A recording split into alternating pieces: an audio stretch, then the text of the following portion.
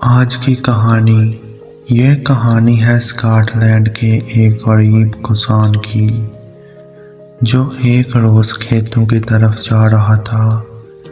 تب راستے میں اس نے ایک جانب سے کسی کے چیخنے کی آواز سنی۔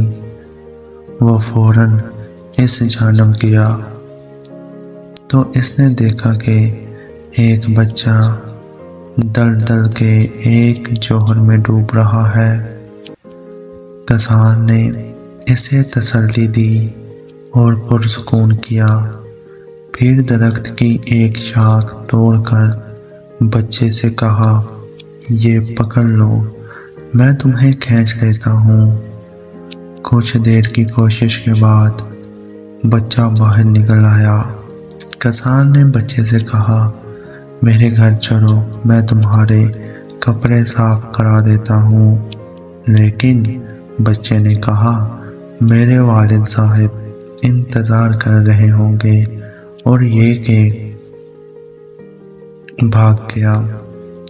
اگلی ہی صبح کسان اٹھا تو اس نے دیکھا گھر کے باہر ایک خوبصورت بھیگی کھڑی ہے۔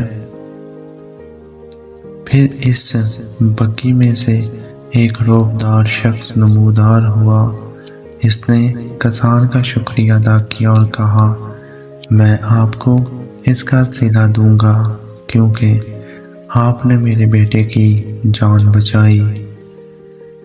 غریب کسان نے کہا، آپ کا شکریہ جناب، میری جگہ کوئی بھی ہوتا تو وہ یہی کرتا، مجھے کسی صلے کی ضرورت نہیں۔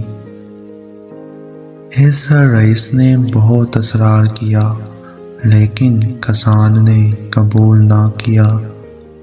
تو جاتے جاتے اس کی نظر کسان کے بیٹے پر پڑی۔ کہنے لگا، کیا یہ آپ کا بیٹا ہے؟ کسان نے محبت سے بیٹے کا سر سہلاتے ہوئے کہا، جی جناب، یہ میرا ہی بیٹا ہے۔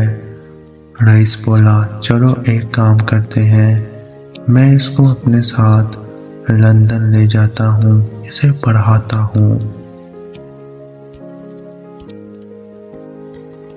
بیٹے کی محبت میں کسان نے وہ پیشکش قبول کر لی۔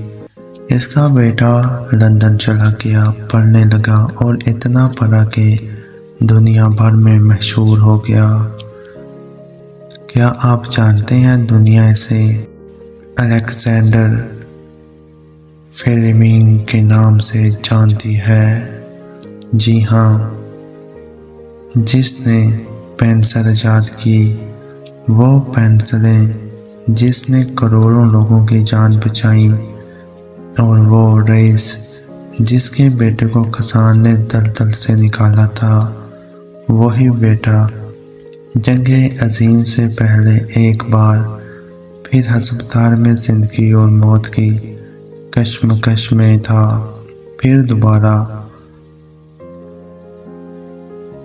فلیمنگ کی پینسلیں اس کی زندگی بچائے گی۔ اور آپ جانتے ہیں وہ رئیس کون تھے؟ وہ رئیس روڈولف چرچل تھے،